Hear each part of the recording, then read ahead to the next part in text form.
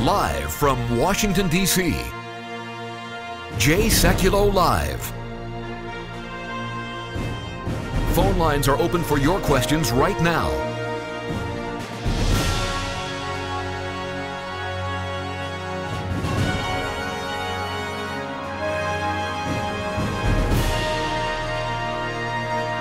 And now, Chief Counsel for the American Center for Law and Justice, Jay Sekulow. You know, yesterday on the broadcast, we talked a bit about what was going on in the Middle East, but let me tell you what we've got now. This is from the Embassy of Israel.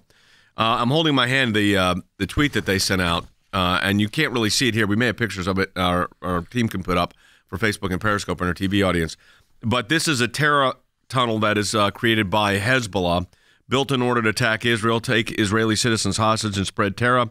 Hezbollah is funded and supported and directed by Iran. Hezbollah's tunnels constitute a violation of both Israeli sovereignty and UN Resolution 1701 and 1559. Now, I have been to this portion of Israel many times, and I will tell you this in our defense of Israel at the International Criminal Court, that this is a very serious situation. John Bolton, the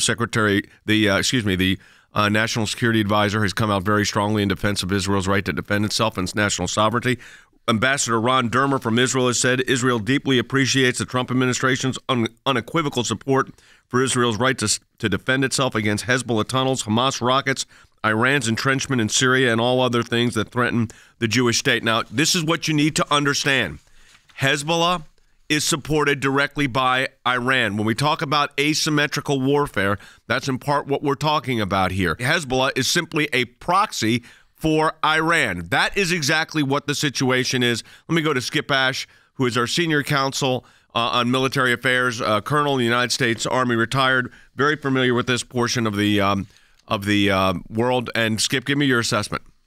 Well, I think this is serious. I think the Hezbollah people are now talking with Hamas, which has successfully built tunnels, and they're trying to replicate that on the northern border. So now we have Israel being attacked by Hezbollah from the north via tunnels, by Hamas from the south by tunnels, and then we also have that presence of the Iranian forces in Syria. So it's very serious.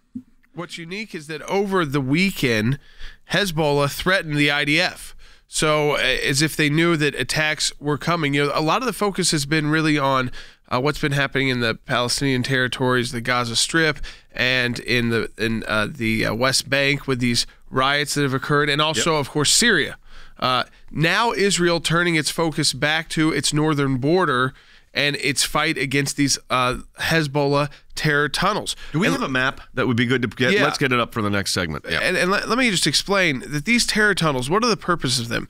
They tunnel right under the Israeli border. Okay, so it's right under the border, and they are used to attack Israel, so actually send in Hezbollah forces, take citizens from Israel hostage, take military members from the IDF hostage, which they've done before.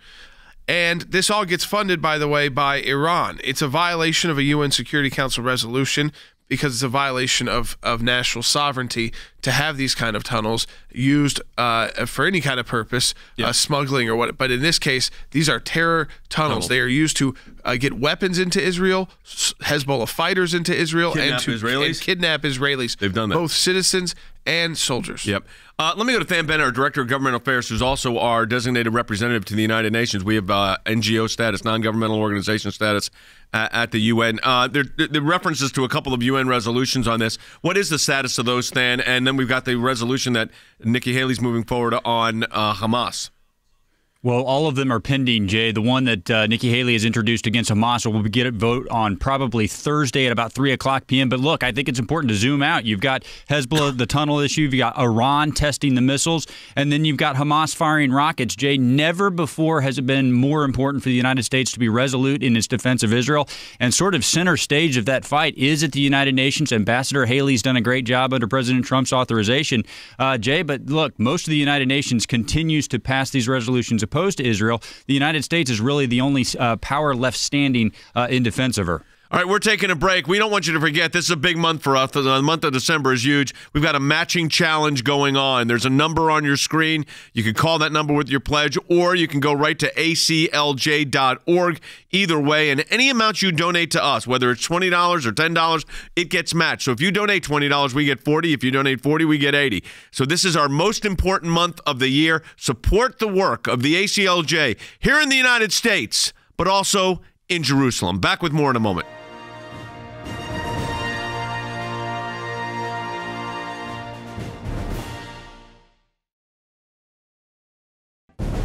It is a critical time for our nation, and the American Center for Law and Justice is on the front lines, defending life and liberty, engaging the issues that matter most to you and your family.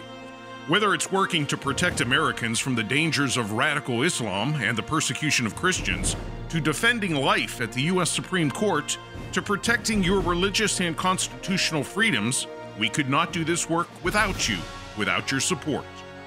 And now your support can really make a tremendous difference. For a limited time, you can participate in the ACLJ Matching Challenge. If you make a gift now, it will be doubled.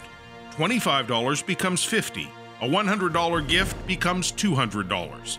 Please stand with the ACLJ right now and call 1-877-989-2255. That's 1-877-989-2255, or go online at aclj.org. Thank you for your support.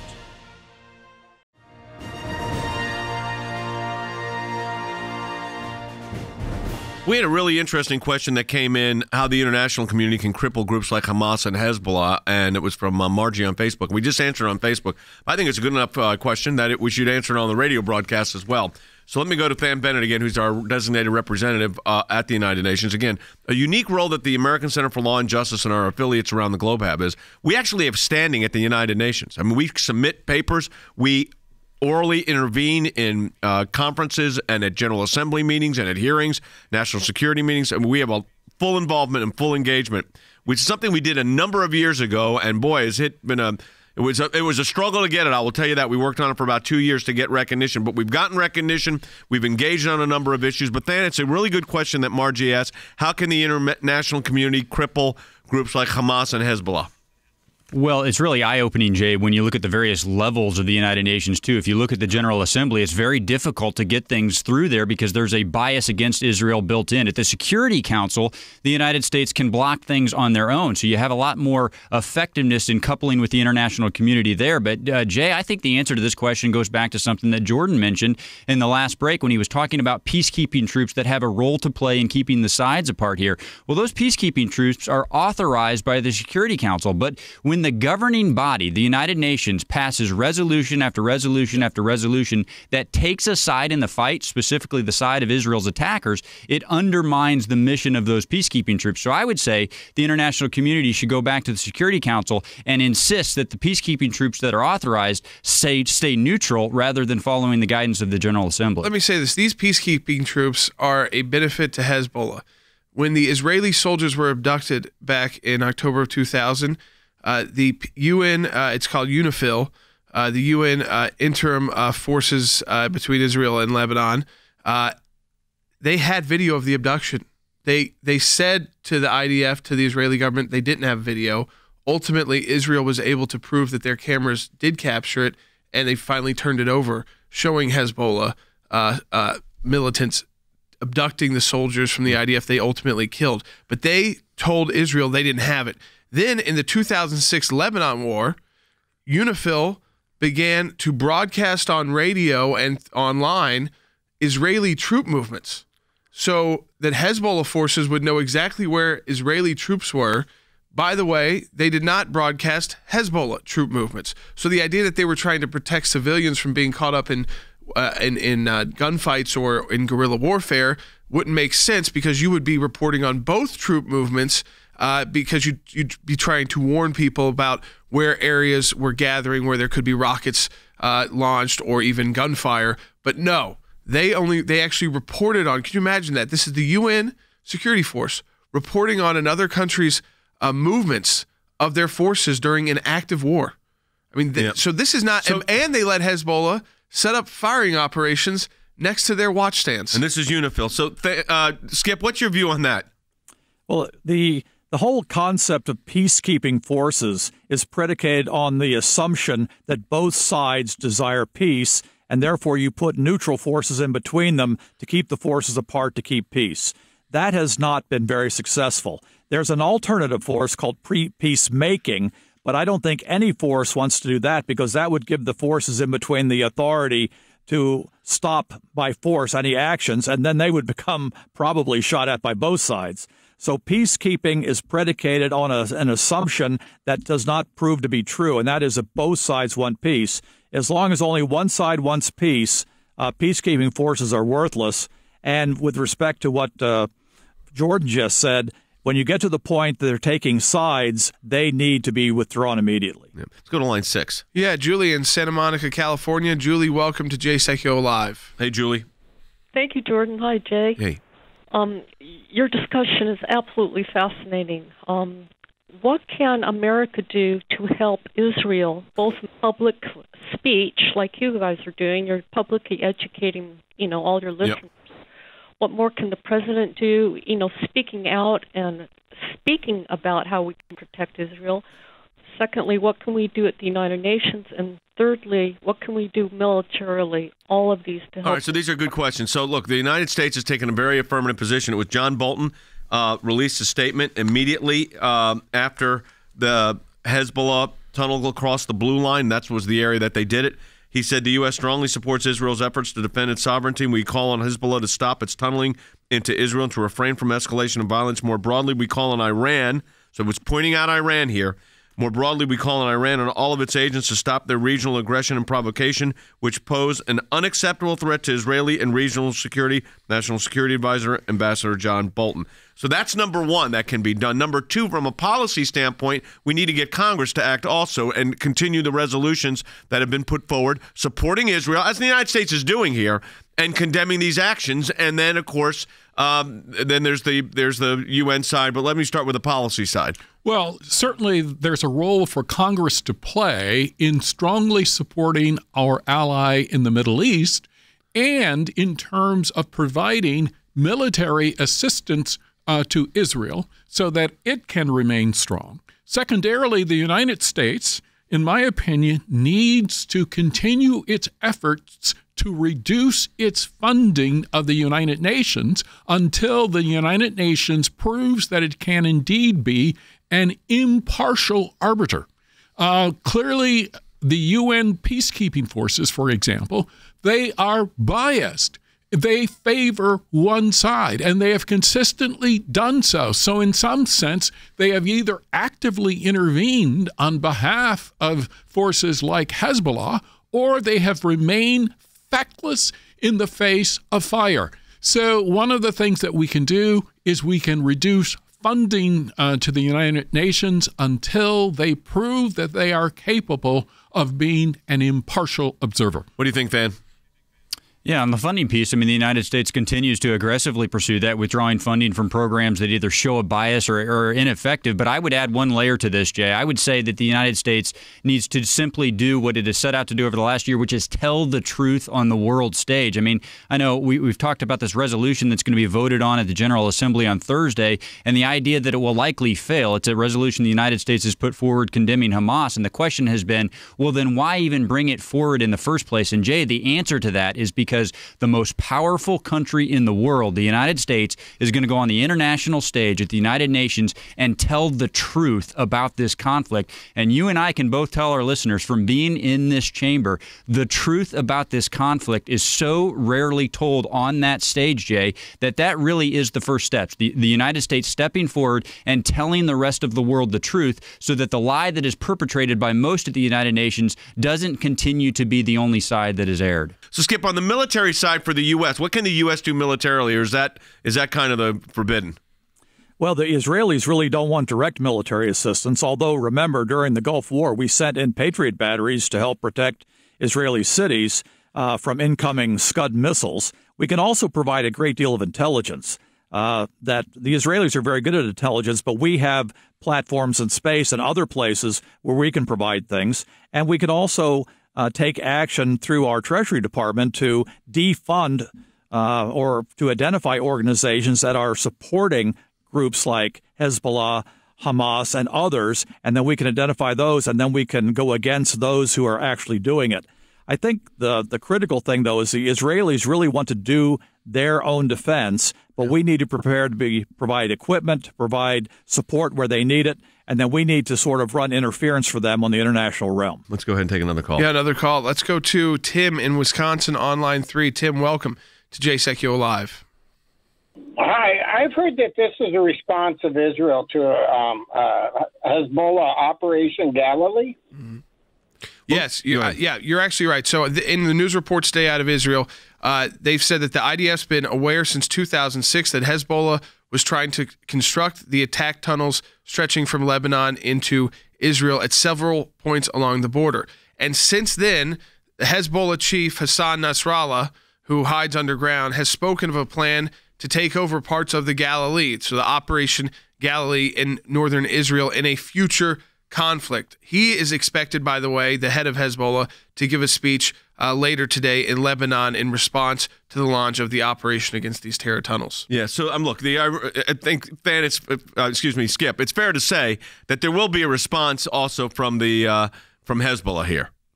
Oh, I think so. They talk a good game. They make a lot of rhetoric, but at some point in time, they will try to do something in response. There'll be some violence someplace in response to this, but it's not going to be significant yet. There may be some rockets fired and so on, which are not pleasant if you're in Israel, obviously, but I don't think they're in a position yet to be able to mount a major attack on Israel, but they're going to have to do something to keep their supporters in line. All right, we're taking a break. We don't want you to forget, this is a big month for us. The month of December is huge. We've got a matching challenge going on. There's a number on your screen. You can call that number with your pledge, or you can go right to aclj.org. Either way, and any amount you donate to us, whether it's $20 or $10, it gets matched. So if you donate $20, we get $40. If you donate $40, we get $80. So this is our most important month of the year. Support the work of the ACLJ here in the United States, but also in Jerusalem. Back with more in a moment.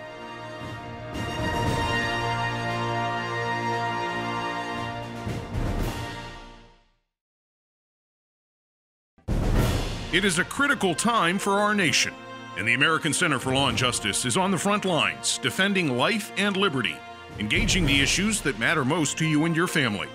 Whether it's working to protect Americans from the dangers of radical Islam and the persecution of Christians, to defending life at the U.S. Supreme Court, to protecting your religious and constitutional freedoms, we could not do this work without you, without your support. And now your support can really make a tremendous difference. For a limited time, you can participate in the ACLJ Matching Challenge. If you make a gift now, it will be doubled. $25 becomes $50. A $100 gift becomes $200. Please stand with the ACLJ right now and call 1-877-989-2255. That's 1-877-989-2255, or go online at aclj.org. Thank you for your support.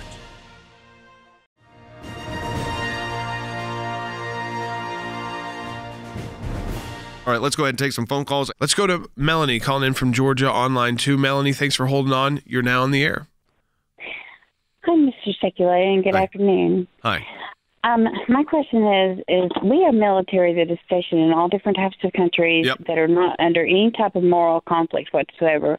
They're just stationed there. And I know this because I have military family and friends that are stationed in these countries. Isn't it our moral responsibility to step in to defend a country when others will not? Well, look, I think as it relates to Israel, there's no question about it. The same thing would be if there was somebody who was in the NATO alliance, that you have a moral and legal obligation to step in and defend. But there's an interesting dynamic with this, and that is Israel has a very strong military and a very strong air force. So, Skip, I asked this actually during the break. What is the role of the U.S. military, if any, when it comes to this conflict? As a general rule, the Israelis prefer to do their defense by themselves. Now, we have provided things in the past. For instance, we provide Patriot missile batteries, which to help shoot down Scuds during the Gulf War, for instance.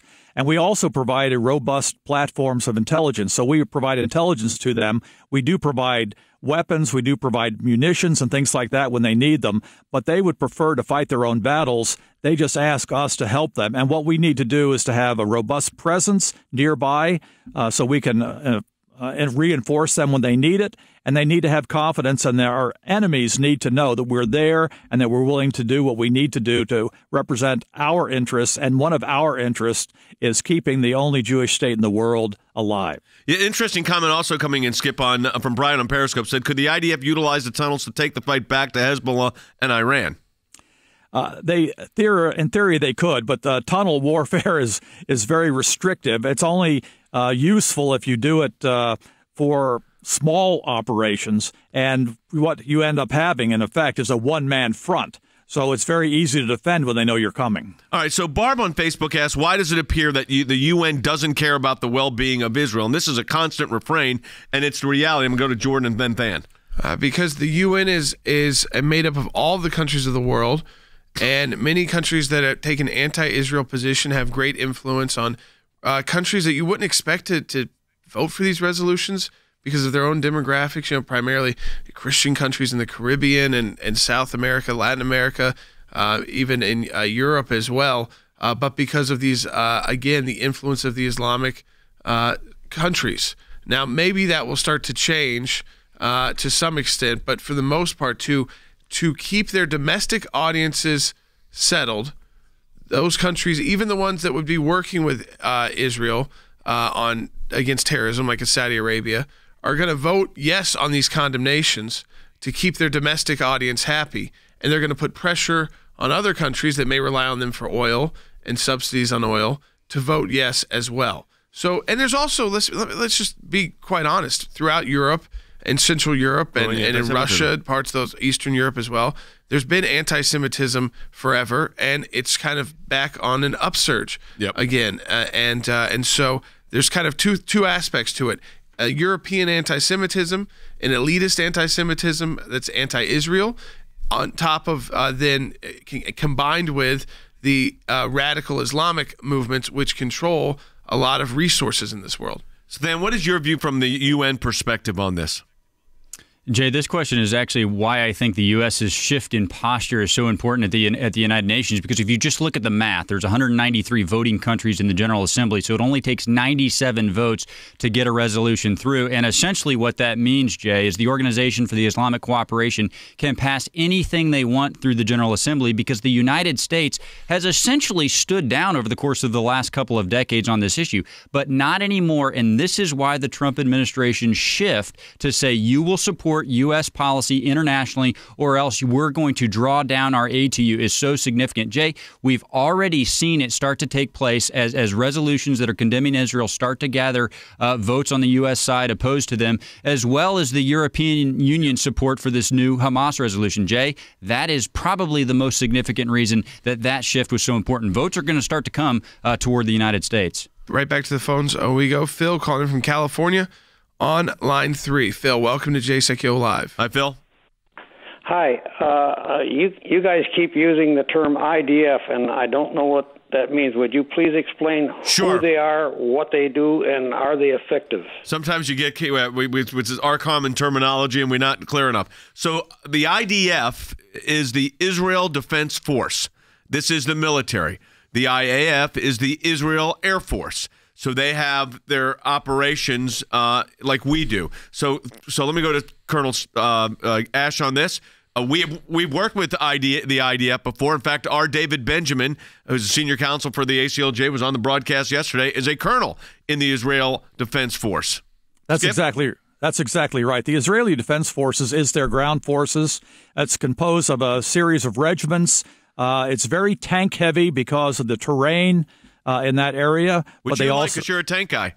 Oh, I'm a tanker, so I love the tank end of it. But they also have mountain troops. They also have infantry troops. They have specialized troops. They have airborne. They have the whole panoply of military ground forces. And then they also have military air forces. And there is a Navy. The Israelis have a Navy that ranges from destroyers down to include submarines. They don't have huge vessels because they don't have the capability and they don't have the waters to protect, but they do have all the branches of the military that are essential for defending the country, and the IDF is the backbone of the defense of Israel. And everybody that goes into the military, with a few exceptions, they go in right out of high school, and they serve for 3 years, and then they're in the reserves up until their 40s. So they call up the reserves very often. So it's a very integrated system. All right, so we got a great question for Harry. Cheryl on Facebook writes, how does this fit with an American first policy? I want to go to Harry and then Jordan. Go, Harry. Well, first, we should continue to emphasize America's strategic interest in the world and in the Middle East. And so many of our opponents on the world stage refuse to attack us directly. So, for instance, at the United Nations, they are more inclined to attack our allies. And so that's one of the reasons why the United Nations General Assembly continues to support anti-Israeli resolutions. And the United States has refused to respond. But I think this administration, under its America First strategy, is prepared to cut off aid and assistance to those countries who refuse to support America's strategic interests going forward. That's very helpful. Yeah, listen, Israel is America's #1 ally in the region. We depend on Israel for being on the front lines of terrorism and informing us about these terrorist groups. That, remember, Iran, we are the great Satan. Israel is the little Satan. Hezbollah is in line with Iran. So all of these interests, Israel is really on the front lines on this war on these terror groups and terror states. So that is why it aligns with the America First policy. And by the way, Israeli security is now aligning with other American interests in the region, like oil and in the Gulf states with the Saudis, with the UAE, with the Qataris. So it is actually expanding its purpose in the America First agenda. That's going to do it for the broadcast today. We're in a matching challenge campaign here at the ACLJ this month. December's our biggest month of the year, and we could really use your support. There's a phone number on the screen. Any amount you donate to us, we get a matching gift for you. You can do your pledge by phone that way, or you could go to aclj.org and use the website. And any amount you donate, not only is it tax deductible, we get a matching gift for. So if you donate $20, we get $40. 40 is $80. You see how it works. Very important. Pray for and support the work of the ACLJ here in the United States, but also right in the heart of Jerusalem. We'll talk to you next week.